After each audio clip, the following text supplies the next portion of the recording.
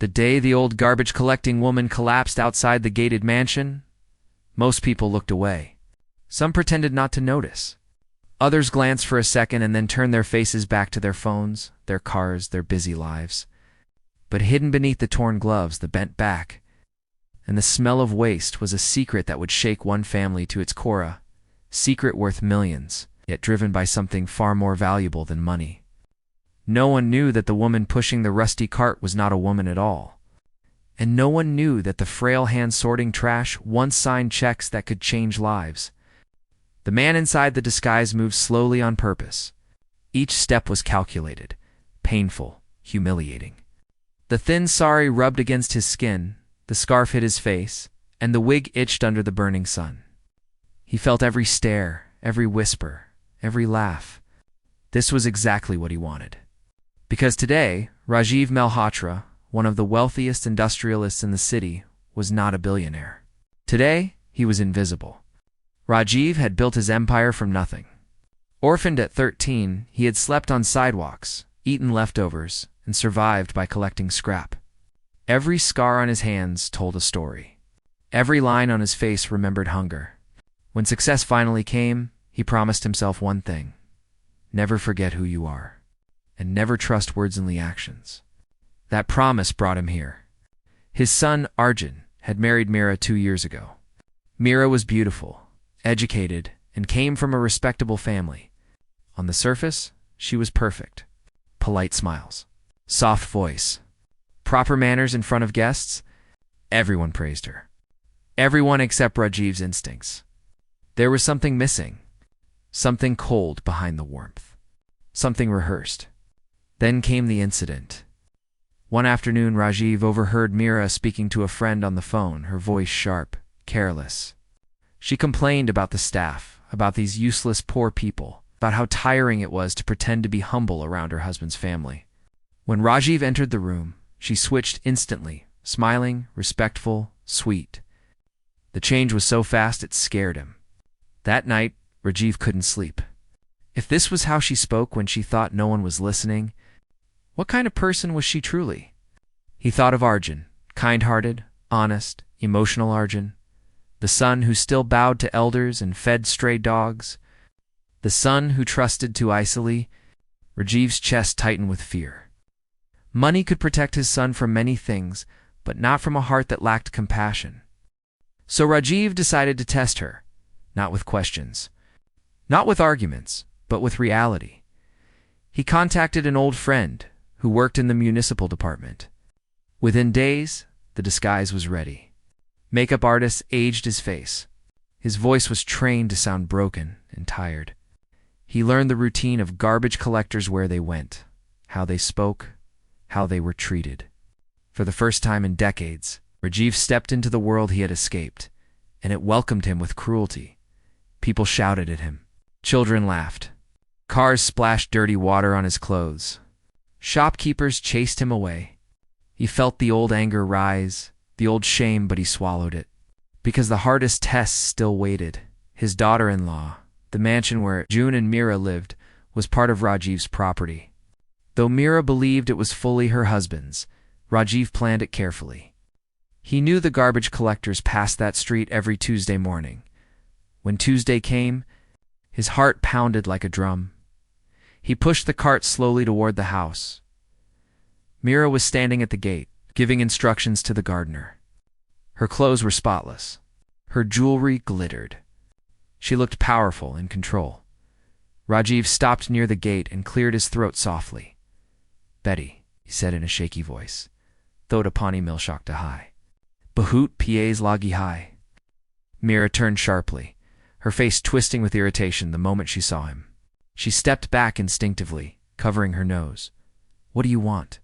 she snapped. "Bus pani," Rajiv repeated gently. "Suba se kam kar rahi hun." Meera's eyes hardened. She looked around as if afraid someone might see her talking to him. "There's a tap outside," she said coldly. "Go drink from there. Don't stand near my gate.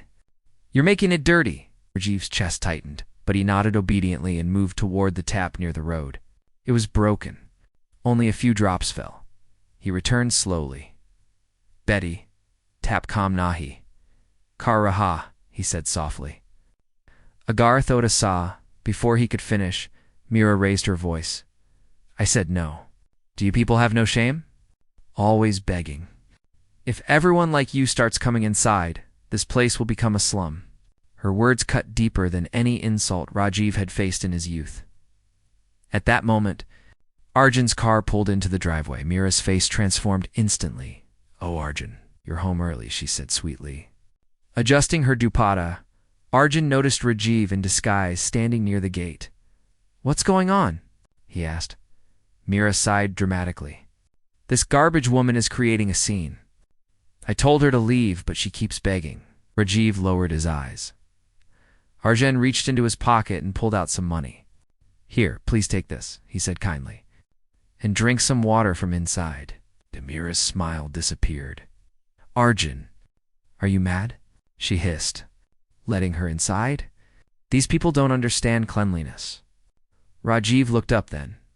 For the first time, he met Mira's eyes directly. There was no hatred in his gaze, only sadness. Arjun hesitated, torn between kindness and conflict. Finally, under Mira's glare, he handed Rajiv the money and gestured toward the road. I'm sorry, he said softly. Please go. Rajiv walked away. That night, Rajiv cried alone in his room, not because of the insult, but because of what his son had become when pressured, and because Mira's heart had failed the test. But the story didn't end there. Rajiv returned again the next week. This time, Mira was alone.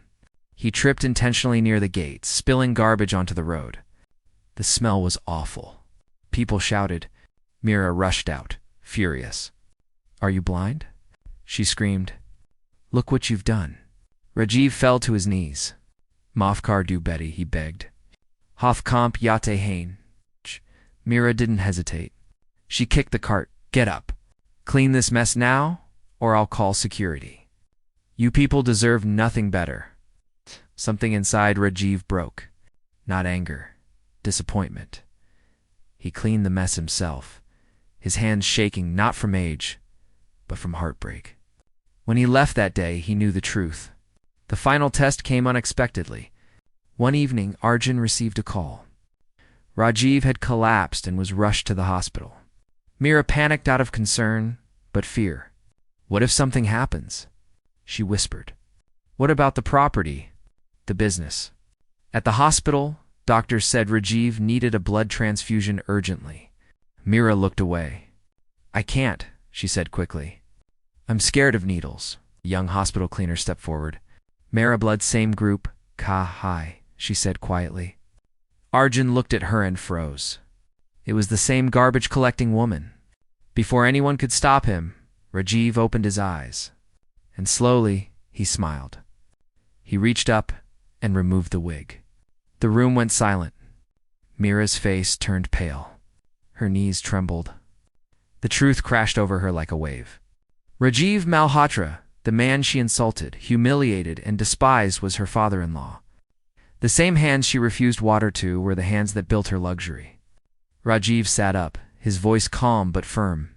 This was never about money, he said. It was about humanity. Mira fell to her knees, crying. I'm sorry, she sobbed. I didn't know. Please forgive me. Rajiv looked at her for a long moment. If you had shown kindness when you didn't know, he said quietly, you wouldn't need forgiveness now. Turned to Arjun. I raised you better, he said softly. But fear made you silent. Remember, this character is what you do when it costs you something. Mira was given a choice. Change or leave. She chose to change. But change is not words. It is action. Months passed. Mira began volunteering. She served food, cleaned floors, listened to stories of people she once ignored. It wasn't easy. She cried. She struggled. But slowly, her heart softened. One morning, Rajiv saw her giving water to a tired sanitation worker. No cameras. No audience. Just kindness, he smiled. Because that day, the test finally ended. If this story touched your heart, please comment below and share your thoughts. Your words matter. And And don't forget to subscribe to our channel, Be Kind Always, where we believe one small act of compassion can change the world. Be can always.